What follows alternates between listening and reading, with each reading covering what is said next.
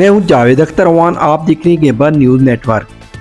किसान बोर्ड पाकिस्तान के मरकजी सदर सरदार जफर हुसैन और ज़िलाई सदर मंजूर हुसैन ने जमात इस्लामी के ज़िलाई दफ्तर दार इस्लाम कॉलोनी अटक में प्रेस कॉन्फ्रेंस करते हुए हुकूमत से मुतालबा किया कि वो किसानों की मुश्किलात का नोटिस ले और गंदम की फसल की मुनासिब कीमत मुकर्रर करे।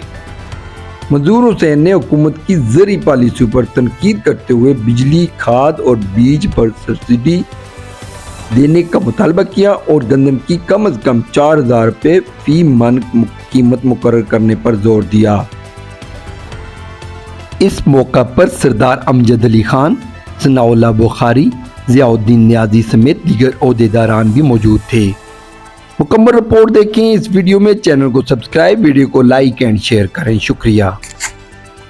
हमारा मुल्क ज़रई मुल्क है और ज़राअत जो है वो रीढ़ की हड्डी है और ज़राअत तभी तरक्की करेगी जब किसान तरक्की करेगा।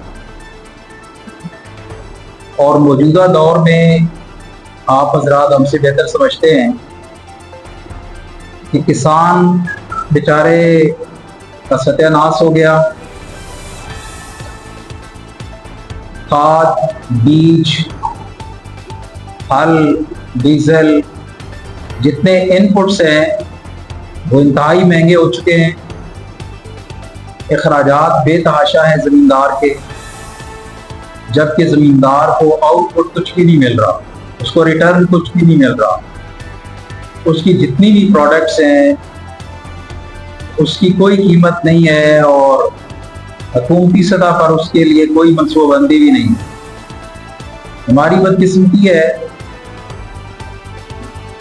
कि जब से पाकिस्तान बना, हमारा फूड डिपार्टमेंट किसानों से गंदम परचेज किया करता था और हमारे गोदाम गंदम से भरे रहते थे।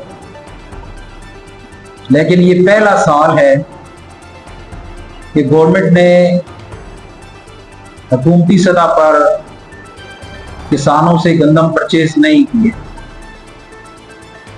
किसी मुश्किल वक्त के लिए हमारे पास कोई स्टॉक मौजूद नहीं होगा। किसी वक्त भी मुल्क में ऐसे हालात बन सकते हैं, तो उस वक्त गंदम कहाँ से आएगा? क्या हमने कभी इस हवाले से सोचा है? और गंदम के हवाले से या ज़मींदार की जितनी भी प्रोडक्ट्स हैं उनके हवाले से हुकूमती सतह पर हमारी कोई, ज़मींदार बेचारा अपनी फसलों के साथ मेहनत करता है और जब उसकी बर्दाश्त का वक्त आता है, उसकी फरोख्त का वक्त आता है, तो उसे कुछ भी नहीं मिलता। अब इसका नतीजा क्या है? गंदम की जो काश्त है इसका रकबा मुसलसल कम होता जा रहा है और इसी तरह ज़मींदार की दिलचस्पी बाकी फसलात के अंदर भी मुसलसल कम होती जा रही है। ज़मींदार डिस्करेज हो रहा है और ये इंतहाई भयानक सूरत हाल है। इसको अगर कोई महसूस ना करे तो ये अलग बात है, वरना ज़राअत के साथ इतना बड़ा जुल्म पाकिस्तान की तारीख में इससे पहले कभी नहीं हुआ। तो मैं आप हज़रात के तवस्सुत से हुकूमत वक्त से मुतालबा करता हूँ। इस वक्त हमारे पूरे ज़िले बॉडी मौजूद है, हमारे मर्कज़ी सदर मौजूद हैं। मेन जो गुफ्तगू है तो मर्कज़ी सदर साहब आपके सामने फरमाएंगे, लेकिन मैं इस हवाले से ये मुतालबा करता हूँ कि फौरी तौर पर गंदम का रेट मुकर्रर किया जाए तो कम अज़ कम 4000 होना चाहिए। 4000 से कम गंदम का रेट अगर गवर्नमेंट तय करे तो इस पर जो अखराजात हैं ज़मींदार के वो बमुश्किल पूरे होते हैं। मैं खुद एक एग्रीकल्चर साइंटिस्ट हूँ, मुझे इन चीज़ों का बहुत अच्छे तरीके से पता है कि ज़मींदार के कितने अखराजात हैं और उसे किन मुश्किलात का सामना करना पड़ता है। इसलिए एक तो हमारा मुतालबा इस वक्त ये है कि गंदम को फौरी तौर पर गवर्नमेंट اپنی سابقہ پالیسی کو بحال کریں. جس طرح فوڈ ڈپارٹمنٹ پہلے گورنمنٹ پر گندم پرچیز کرتا تھا، اسی طرح گندم کو حکومتی سطح پر پرچیز کیا جائے اور گندم کا ریٹ جو ہے وہ 4,000 روپے فی من مقرر کیا جائے. اس کے علاوہ ہمارا ضلع اٹک جو ہے یہ پسماندہ ضلع ہے. اس کے لیے خصوصی طور پر زرعی ترقیاتی پیکج ضلع اٹک کے لیے ہمیں دیا جائے. میں ضلع اٹک کی انتظامیہ سے بھی مطالبہ کرتا ہوں، ڈی سی صاحب سے بھی، اور ایم این ایز اور ایم پی ایز صاحب سے بھی مطالبہ کروں گا، اور گورنر پنجاب جن کا تعلق ضلع اٹک سے ہے، میں ان سے بھی گزارش کرتا ہوں کہ وہ اس حوالے سے اپنے ضلع کا خیال کریں. یہ پسماندہ ضلع ہے، اس کے لیے وزیر اعلیٰ پنجاب سے خصوصی زرعی پیکج لیا جائے تاکہ ہماری پسماندگی دور ہو. ہماری تحصیل جنڈ ہے، تحصیل پنڈ گیب ہے، یہ دو تحصیلیں ایسی ہیں کہ آپ جائیں، زراعت تو بعد کی بات ہے، وہاں شدید ضرورت ہے اس بات کی کہ منی ڈیمز بنائے جائیں. جو برساتی پانی ہے اس کو نالوں کے اوپر بند کر کے منی ڈیمز بڑی آسانی کے ساتھ بنائے جا سکتے ہیں. ہمارے پاس بہت اچھی سلوپ موجود ہے لیکن کوئی پلاننگ نہیں ہے. یہ دو بہت بڑی تحصیلیں ہیں، رقبے کے حوالے سے ضلع اٹک کی یہ دونوں تحصیلیں سب سے بڑی تحصیلیں ہیں. پہلے نمبر پر تحصیل جنڈ ہے، دوسرے نمبر پر تحصیل پنڈ گیب ہے. ان دونوں تحصیلوں کے لیے کوئی زرعی حوالے سے آج تک کوئی پیکج نہیں دیا گیا. تو میں گورنر پنجاب، وزیر اعلیٰ پنجاب، ڈی سی اٹک، میں ان سب سے یہ مطالبہ کرتا ہوں کہ آپ لوگ خصوصی کاوش فرما کر ضلع اٹک کے لیے، ضلع اٹک کے کسانوں کے لیے زرعی پیکج دیں تاکہ ہمارا یہ ضلع جو ہے یہ آگے بڑھے، کسان ترقی کرے اور اس کے نتیجے میں ہماری زراعت ترقی کرے. تو میں اس کے بعد گزارش کروں گا کسان بورڈ پاکستان کے مرکزی صدر سردار ظفر حسین خان صاحب سے کہ وہ جو کسان بورڈ کی مرکزی پالیسی ہے کسانوں کے حوالے سے، اس حوالے سے آپ سے گفتگو فرمائیں. سردار ظفر حسین خان صاحب، صدر کسان بورڈ پاکستان. بسم اللہ الرحمن الرحیم.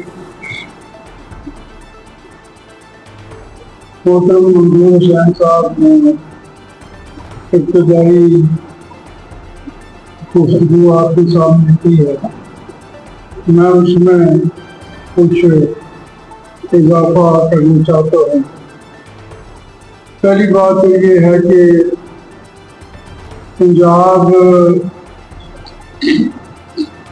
کے لیے ہی پورے پاکستان کی غذائی ضروریات پوری کرنے کا حصہ یا سعادت پنجاب کو نصیب ہے، اور اس میں کم و بیش 60% جو ہماری پاپولیشن ہے پنجاب کی وہ دیہاتوں میں رہتی ہے اور 40% جو شہر میں. اس حوالے سے میں سمجھتا ہوں کہ دیہاتوں کی رونق ایکٹیویٹی اسی وقت ہوگی جب کسان کی جیب میں کچھ پیسے ہوں. اگر کسان کے پاس کچھ نہیں ہوگا تو سمجھیں کہ پورے معاشرے پہ اس کے منفی اثرات مرتب ہوں گے اور واقعی مرتب ہو گئے. اس حوالے سے ہماری گورنمنٹ، میں پنجاب ایگریکلچر کمیشن کا بھی ممبر ہوں اور وہاں ہمارا اجلاس ہوا تو ہمیں گورنمنٹ نے یہ کہا کہ بھئی ہم آئی ایم ایف سے یہ معاہدہ کر چکے ہیں کہ ہم نے گندم نہیں خریدنی، ہمیں گندم کا ریٹ نہیں اناؤنس کرنا، تو مجبور ہیں، ہمارے ہاتھ بندھے ہوئے ہیں.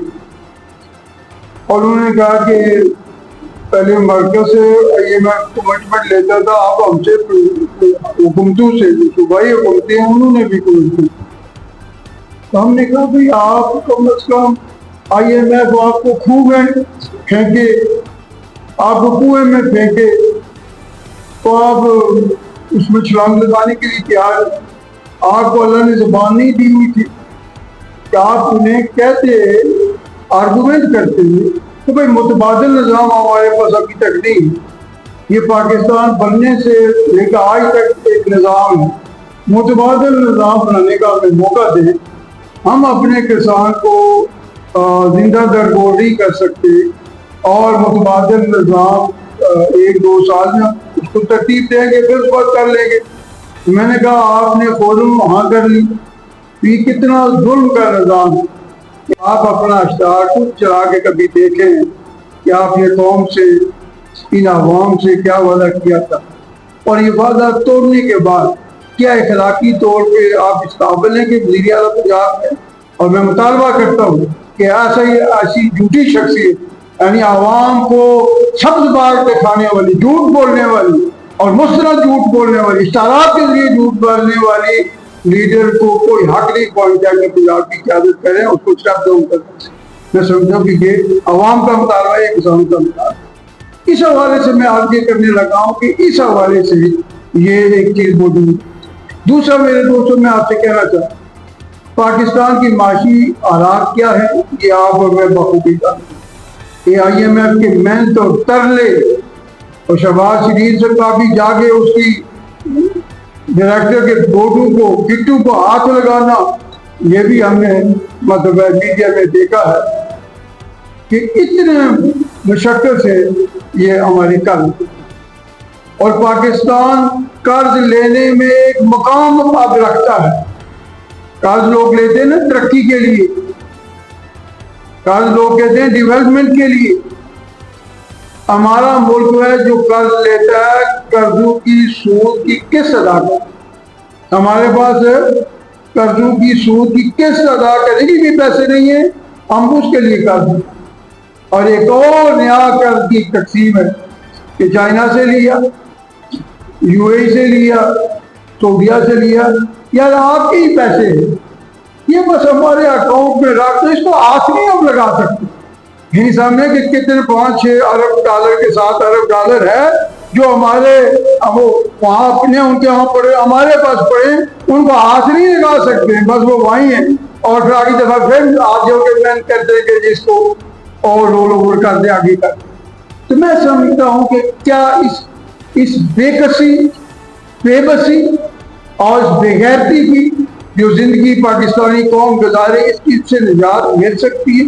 میں کہتا ہوں مل سکتی ہے۔ ایگریکلچر کا شعبہ واحد وہ شعبہ ہے، اس پہ اگر گورنمنٹ توجہ کرے کہ 2 سے 3 سال کے اندر پاکستان کو قرضوں سے آزاد اور انشاءاللہ ڈالوں سے مالا مال ملک بنا سکتا ہے، آپ پوچھے وہ کہتے ہیں۔ اس لیے میں کہتا ہوں کہ ہمارے پاس، مجھے بتائیں، ہمارے پاس تو ایکسپورٹ کرنے والی چیز ہے، کسی ملک کی آمدنی ایکسپورٹ سے ہی ہوتی ہے، یہ قرض بھیک مانگنے سے ہوتی ہے، اور عام انکم کا یہ 2 ہی ذریعے، یہ قرضے لیں یا اپنی ایکسپورٹ کو بڑھائیں، اس کے نتیجے میں آپ کو ڈالر اور کرنسی آتی ہے۔ تو میں آج یہ کرنے لگا ہوں کہ اس اعتبار سے یہ ہمارے ملک کے اندر ایک ایسی صورتحال پیدا ہو گئی ہے کہ آپ ایکسپورٹ، مجھے بتائیں کیا ہمارے پاس ٹریکٹر کو ہے اس لیول تک ایکسپورٹ کریں؟ کیا ہمارے پاس کاریں اس لیول کی ایکسپورٹ کریں؟ کیا ہمارے پاس کوئی مشینری ہے کہ جو دنیا کے مشینری کا مقابلہ کر کے وہاں ہمارے لیے جگہ پیدا کر سکے؟ نہیں، صرف ایک ہی ہمارے پاس ہے کہ ہمارے چاول کا مقابلہ دنیا نہیں کر سکتی، ہم ان کا مقابلہ کر سکتے ہیں۔ ہمارے کنوں کا دنیا مقابلہ نہیں کر سکتی، ہم کر سکتے ہیں۔ ہمارے آم کا دنیا مقابلہ نہیں کر سکتی، اور دوسری ساری چیزوں کا مقابلہ نہیں کر سکتی۔ دوسرا بڑا ہمارا امپورٹ کا خرچہ ہے، ایڈیبل آئل باہر سے منگواتے ہیں، اور ایڈیبل آئل کیا ہم کوشش کر کے اس کو اپنے ملک کے اندر نہیں پیدا کر سکتے ہیں؟ تو میں سمجھتا ہوں کہ کیا یہ خرچہ بھی برداشت نہیں ہو سکتا؟ اور یہ آپ کا آم جو یہاں مطلب 200-300 روپے کا کلو آتا ہے، بدلے دانے چڑھتے ہیں 1 کلو پہ، باہر دنیا میں جاؤ تو 5-6 پاؤنڈ کا ایک آم بکتا ہے، 6 پاؤنڈ کا ایک آم۔ اگر فرض کیا ہم اپنی ایکسپورٹ کو بڑھا دیں اور اپنی ایکسپورٹ فروٹ کی، ویجیٹیبل کی، اللہ مالا آپ نہیں دیکھتے کھلی آنکھوں کے ساتھ ہر 2 مہینے کے بعد ایک نئی سبزی، हर 2 महीने में एक नया फ्रूट आपकी रेडियो पे ढेर लग जाते। अगर ये इतना टेस्टी फ्रूट अगर इसको हम एक्सपोर्ट करें, दुनिया की मार्केट में सब रहे, तो मैं कहता हूँ अरबों डॉलर हम कमा सकते हैं और पाकिस्तान को मौजूदा कंगाली से निकाल सके। वो एक रास्ता हिजरत का रास्ता, पाकिस्तान को वक़ार से आप देखिए, उसके लिए पूरी टेक्सटाइल आपकी इंडस्ट्री है, किससे चलती है? कॉटन से चलती है। और कानून था, जब हुक्मरान ही कानून तोड़ने पे आ जाए, जब हुक्मरान ही कानून तोड़े और अदलिया उनकी निगरानी करे, तो हकीकत अल्लाह ही हाफ़िज़ है कि कानून ये बना हुआ था कि जो कॉटन ग्रोइंग एरिया है उसमें आप शुगर मिलें नहीं लगा सकते हैं, इससे कॉटन मुतासर होगी।